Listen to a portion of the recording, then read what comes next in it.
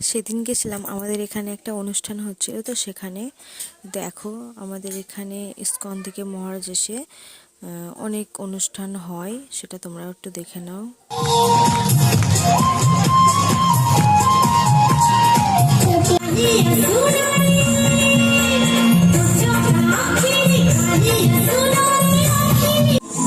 হঠাৎ করে রাজার ঘরে পড়ল যে সারা, কৃষ্ণ প্রেমে রাজকুমারী মা তোহারা।